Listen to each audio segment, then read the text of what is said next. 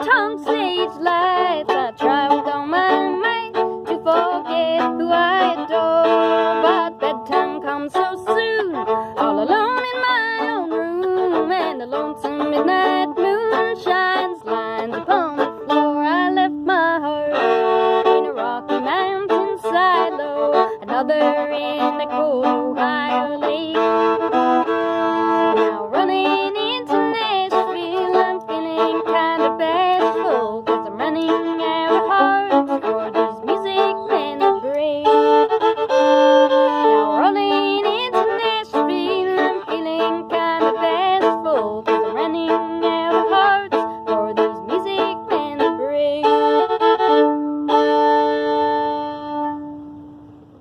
Hello, so that was my song, Music Men, which was also one of my very first songs I wrote when I decided I was going to become a songwriter.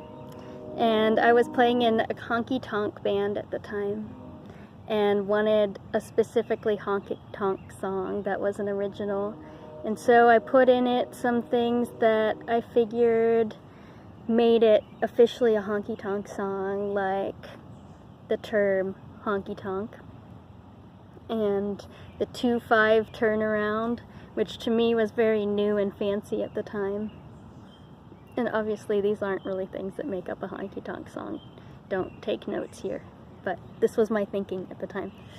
And also just a silly metaphor for kind of a dark feeling of running out of hearts for these music men to break. I noticed at the time that a lot of old country songs would make light of a difficult situation by using kind of surreal metaphors like that. And I liked taking a juxtaposition of different worlds and different settings and putting them in the same song. So that's why it starts out with being in the city and all these cars and running around these bars. And I was playing in 7 bands at the time, and I was just always somewhere, some city, playing. And often when I perform this song, I'm in a bar playing music till dawn, and often was falling in love with other traveling musicians somewhere when we were removed from that situation. Like at a festival, we'd be out in the woods, and then we'd be thinking about each other when we were on the road. And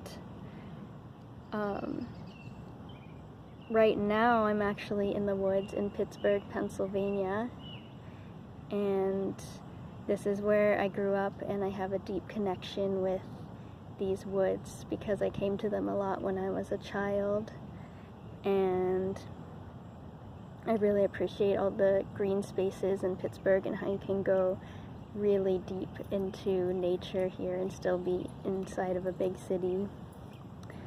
And right now someone's walking by with their dog. And I had a lot of different failed heartbreak romances at the time I wrote this song, and I wanted to capture that idea without having to chronicle all of them, so I just chose a few, and they're represented by places too where they happened. The Rocky Mountain Silo is this person who I met on the festival circuit when I was traveling with a band and performing at festivals, and we would see each other and get really excited, and I'd be just waiting for the next time I'd see him at a festival, because we technically were based out of cities that were kind of far from each other, and we just have these really sweet moments. And it got really deep at Rocky Grass Festival, and I thought maybe I'll go move to where he lives and we can be together and we're in love. And I was pretty naive at the time of how a lot of romances in the festival circuit work. And he was kind of just playing. But our last really sweet moment that we had was in this silo at Rocky Grass at the back of the festival audience. And so that's the moment I decided to put in the song. And he's actually since then passed away.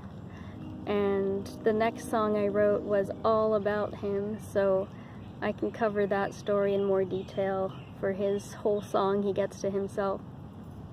And then The Cool Ohio Lake was about a person I met when a 3-year relationship of mine was ending, and I was feeling very transitional and like I couldn't really start something new, but I was noticing I was getting feelings for this person, and it was really confirming that I should be moving on, but I couldn't fully pursue them because I didn't want to cross any boundaries while I was still in this relationship. And so ultimately became too confusing and hard to start something at the same time you're ending something. And so it ultimately didn't work out, but my last really sweet memory of that connection is skinny dipping in the middle of the night in this reservoir in northeastern Ohio. And the last one, Rolling into Nashville, is actually taken out of the chronological sequence of where I was when I finished that line, because I was writing this song on a trip that I was taking, but by the time I got to that line, I was getting home from Nashville, and I knew what happened there. And that was about a person who I also met at the festival when I was still naive and not knowing how these things went. And we had a connection there, and then just over a series of months just got closer and closer over the phone. He lived in Nashville, I lived in Seattle, and we were just calling and texting all day, and it was kind of obsessive and exciting. And I was actually pretty new to cell phones and texting and the whole like instant gratification scenario of getting a new message from someone and checking it all the time and annoying the people that you're around because you keep looking at your phone. I had never wanted to become one of those people, but I was just having such an exciting, constant connection with this person, and he was always begging me to come see him in Nashville, and we'd see what became of it, and it was just becoming a more and more compelling idea. And so eventually I planned this trip where I would go visit him in Nashville, but do kind of a northeast tour where I would go to New York first, and then down to Pittsburgh, then down to Nashville.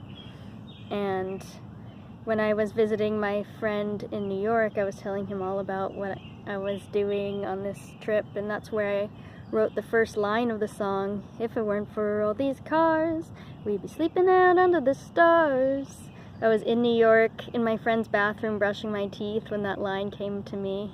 Like a lot of my songs, I just write around one line that pops into my head when I'm doing a meditative thing like brushing teeth or taking a shower or trying to fall asleep. And I noticed during that leg of the trip that it was a few days before I was to get into Nashville, and we were building up to it, and we were so excited and talking about it, and he, like a couple days before that, like, stopped texting and calling quite as much, but I didn't really want to look into it that deeply. I didn't want to be paranoid, and you can't really text and call someone all day, every day. Eventually you're going to be busy and you can't do it, and I was going to see him so soon anyway, it didn't matter. And then I went to Pittsburgh for a couple days, and a few hours before I was supposed to get on the flight to Nashville, early in the morning, he talked to me in the middle of the night and told me that he started seeing someone, and that I should still come and I should still visit, but it might be a little awkward, but we'd play music and it would be fun. And so that really hit me pretty hard, and I wasn't sure if I was going to come or not. I just lied awake until it was time to get on my plane, thinking, should I just go back home? It's going to be weird. Maybe whoever the woman is that he's seeing really won't want me there, and it's going to be awkward and painful. And I don't know what to do, but ultimately I decided, well, I came all this way and I have this ticket, and it's still an opportunity to go to Nashville and check it out and play music with amazing musicians.